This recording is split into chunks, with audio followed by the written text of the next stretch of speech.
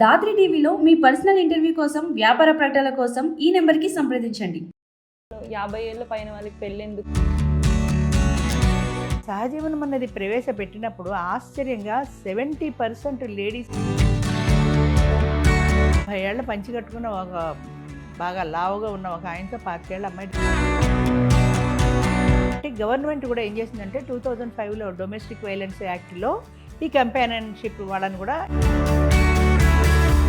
50 ఏళ్ళు అంటే 50 ఏళ్ళు ఖచ్చితంగా ఉండవలసిందే. అలాగే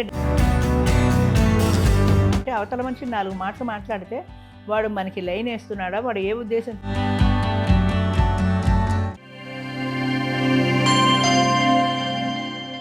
నమస్కారం రాజేశ్వరి గారు. నమస్తే అమ్మా. 2024లో కూడా అసలు 50 ఏళ్ల పైన వాళ్ళకి పెళ్ళెందుకు, అవును, అవును. ఇంకా ఆ సెలబ్రేషన్ మూడ్ ఎందుకు, మీరేదో హరే కృష్ణ రామ అనుకుంటా ఉండొచ్చు అవును. కదా అనే థాట్ ప్రాసెస్ 2024లో కూడా ఉంది. మీరు ఇప్పుడు 2010లో ఈ ఆలోచన ముందుకు పెట్టినప్పుడు కనీసం ఒక 10 మందితో మాట్లాడినప్పుడు అవును. 9 మంది నాకు తెలిసినంత వరకు ఎందుకు వ్యతిరేకమే. వ్యతిరేకం, నా అవును. అవసరం లేదు, నీకు ఈ అవును. స్ట్రెస్ అవసరం లేదని ఏదో ఒక మాట చెప్పుంటారు కదా. అవును. అలా మీరు ఈ జర్నీలో ఎదుర్కొన్న బిగ్గెస్ట్ ఛాలెంజ్ ఏంటి?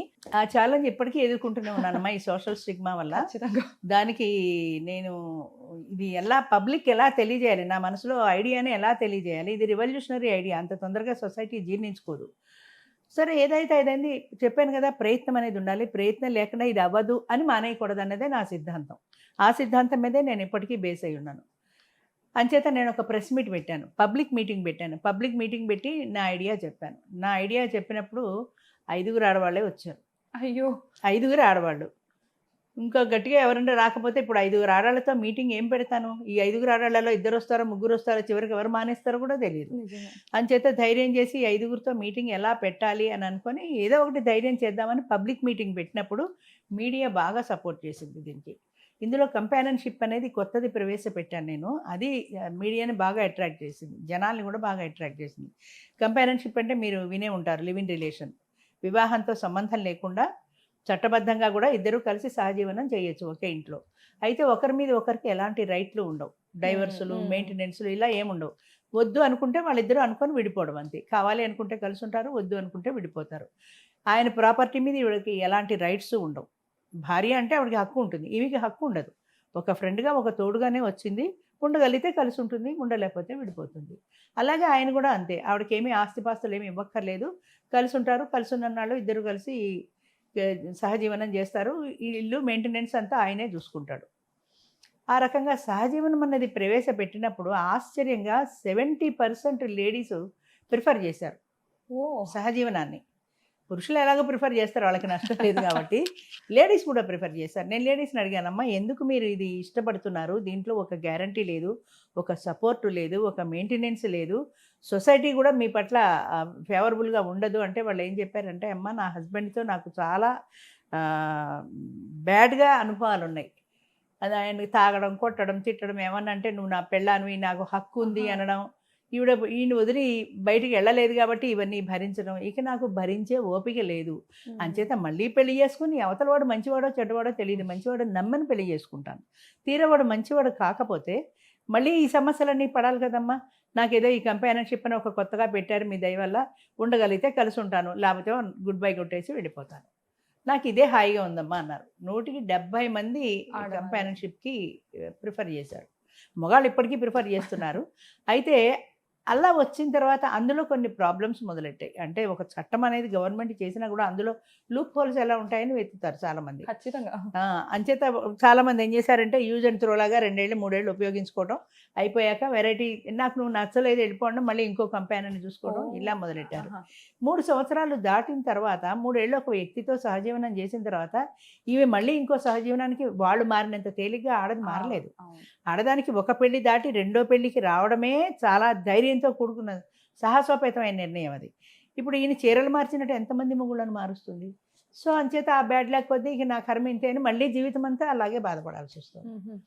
అంచేత అప్పుడు ఏం చేశారంటే మా ఆడవాళ్ళు కూడా తెలివితేటలు చేసుకొని, మాకు కంపానియన్షిప్ వద్దు, మేము మ్యారేజ్నే ప్రిఫర్ చేస్తాం. ఒకవేళ కంపానియన్షిప్పే కావాలంటే నాకు ఫైనాన్షియల్ సెక్యూరిటీ ఏమి ఇస్తావు, కోర్టు లేదు, మెయింటెనెన్స్ లేదు, ప్రాపర్టీ షేర్ లేదు, ఏమీ లేవు. కాబట్టి నాకు ఏదైనా ఫైనాన్షియల్ సెక్యూరిటీ చూపించు. నువ్వు 4 ఏళ్ళు పోయాక నెత్తిన చెంగేసుకు పొమ్మంటే నేను ఎలా బతకాలి అని ఫైనాన్షియల్ సెక్యూరిటీ అడగడం మొదలెట్టారు ఆడవాళ్ళు.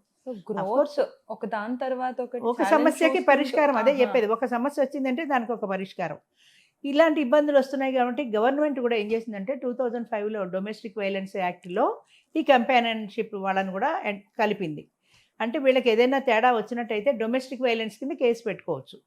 డైవర్స్ కేసు లేదు, మెయింటెనెన్స్ లేదు, కానీ ఇతను నన్ను ఇలా బాధిస్తున్నాడు మానసికంగా, శారీరకంగా అని డొమెస్టిక్ వైలెన్స్ కేసు పెట్టుకుని దాని ద్వారా ఆమె పరిహారం పొందేటువంటి వెసులుబాటుని గవర్నమెంట్ కూడా చట్టం కూడా కల్పించింది. అంచేత వీళ్ళు ఇలా అడుగుతారు. ఓకే, అయితే అడగడంలో కూడా ఒక పరిమితి ఉంటుంది. అక్కడ కూడా మళ్ళీ ప్రాబ్లమ్స్ వచ్చాయి. అంతే కదా, నువ్వు ఏమడుగుతావు? నాకు మాదాపూర్లో ఓ ఇల్లు కనివ్వండి సెక్యూరిటీ, ఫైనాన్షియల్ సెక్యూరిటీ అంటే అమ్మ ఎన్ని కోట్లు అవుతుంది? 70 ఏళ్ల వయసు వచ్చి పెళ్లి చేసుకున్నవాడు ఎన్ని కోట్లు ఆవిడకి ఇవ్వగలుగుతాడు ఈ వయసులో? ఏదో 5 లక్షలు కాదు, 10 లక్షలు కాదు, ఏకంగా ఇల్లు. ప్రతి వాళ్ళు ఇల్లు మొదలెట్టారు. నాకేమక్కల, నాకు ఇల్లు కొనింటే ఆ ఇంట్లో పడి ఉంటా. అంచేత ఈ సమస్యలు వస్తూనే ఉన్నాయి, దానికి పరిష్కారం చూస్తూనే ఉన్నాం. ఇంకో సమస్య వస్తుంది, ఇంకో అలా సమస్యలతో పరిష్కారాలతో అది ముందుకు పెడుతూనే ఉంది కానీ ఆగలేదు. ఒకటని చెప్పలేము మనం, సమస్య తర్వాత సమస్య వస్తూనే ఉంది, దాన్ని మీరు పరిష్కరిస్తారు. జీవితం అంతేనమ్మా, జీవితం అంతా ఏవో ఒక సమస్యలు ఉంటూనే ఉంటాయి. ఇందాక మీరు అన్నట్టు ప్రయత్నం ఆపను అనేది నా ఒక పర్సనల్ వాల్యూ అన్నారు కదా, అలా ఇది ఈ సంస్థకి కాకుండా మీరు పర్సనల్ లైఫ్ లో ఫాలో అయ్యే ఇంకేదైనా మోరల్ వాల్యూ ఏదైనా ఉంటుందా మీకు పర్సనల్? ఒక నీతి, ఒక నిజాయితీ. ఎక్కడా కూడా నేను జీవితంలో కాంప్రమైజ్ కాలేదు. నాకు రాజీ లేని రాజేశ్వరి అని పేరు కూడా. కాంప్రమైజ్ అవ్వలేదు ఎక్కడ నా నిజాయితీని కానీ నా ఆత్మవిశ్వాసాన్ని కానీ పోగొట్టుకోలేదు. బహుశా అది మా నాన్నగారి నుంచి జెనరిక్గా వచ్చింది అనుకుంటాను. ఆయన చాలా సిన్సియర్గా ఉండేవాళ్ళు. ఇప్పుడు ఈ తోడు నెడల కూడా ఎక్కడ 50 ఏళ్ళు అంటే 49 కూడా యాక్సెప్ట్ చేయం. అవును, 49 కూడా యాక్సెప్ట్. 50 ఏళ్ళు అంటే 50 ఏళ్ళు ఖచ్చితంగా ఉండవలసిందే. అలాగే డాక్యుమెంట్స్ అడుగుతాం, డెత్ సర్టిఫికేట్ అవిను. డెత్ సర్టిఫికేట్ అంటే డెత్ సర్టిఫికేట్ ఇవ్వాల్సిందే. కొంతమంది మేము డైవర్స్ ఉంటాయి, మేము లాయర్ గారి దగ్గర రాసేసుకున్నామండి అంటారు. ఎవరి దగ్గర స్టాంప్ పేపర్ మీద రాసేసుకున్నాం, అవి ఏవి చెల్లవు. కోర్టు ద్వారా వచ్చిన డైవర్స్ మాత్రమే చెల్లుతుంది. ఇంకా కొంతమంది నిజాయితీ అనేవి అంతే. దాని ఆ మోరల్ వాల్యూస్ నేను వదులుకోలేదు ఎక్కడ లైఫ్లో, పర్సనల్ లైఫ్లో వదులుకోలేదు, ఇందులో కూడా ఎన్జిఓలో కూడా వదులుకోలేదు. ఇంతవరకు దీనికి ఈ మాత్రం పేరు ఉంది అంటే నేను నిజాయితీగా నిలబడడం ఒకటి. ఖచ్చితంగా మేడం. ఇప్పుడు మీరు మీ నాన్నగారు చెప్పారు లేదా తల్లిదండ్రులు చెప్పారు ఎడ్యుకేషన్ అంటున్నారు కదా, ఎడ్యుకేషన్ అనేది మీకు ఈ ప్రొఫెషనల్ లైఫ్ ని ఎస్టాబ్లిష్ చేసుకోవడానికి లేదంటే ఏదైనా సమస్యని ఎదుర్కోవడానికి ఎంత ఇంపార్టెంట్ అని మీరు అనుకున్నారు? చాలా చాలా ఉపయోగపడిందమ్మా. ఎందుకంటే నేను చదువుకోవడానికి బయట ప్రపంచంలోకి ఎప్పుడైతే వెళ్ళానో అప్పటి వరకు నేను ఒక్కదానే కూతురు అవ్వడం వల్ల, గారాభంగా పెరగడం వల్ల అసలు ప్రపంచం అంటే ఏంటో తెలియదు, ఈ 4 గోడలు తప్ప. ఈ 4 గోడలు దాటి విశాల ప్రపంచంలోకి వెళ్ళిన తర్వాత ప్రపంచం ఎలా ఉంటుంది, మనుషులు ఎలా ఉంటారు, మోసాలు ఎలా ఉంటాయి, ఎవరు నిజాయితీ పరులు, ఎవరు అన్యాయంగా చూస్తారు. అందులో 30 ఏళ్ళ ఆడది ఒంటరిగా పెడుతుందంటే చాలా కష్టం. అంచేత సొసైటీని చదవడం, మనుషుల్ని చదవడం అలవాటైంది నాకు. అది ఒక వరమనే అనుకోవాలంటే అవతల మనిషి 4 మాటలు మాట్లాడితే వాడు మనకి లైన్ వేస్తున్నాడా, వాడు ఏ ఉద్దేశంతో మనకి దగ్గర అవ్వాలని ప్రయత్నం చేస్తున్నాడు అనేది మనకు అర్థమైపోతుంది.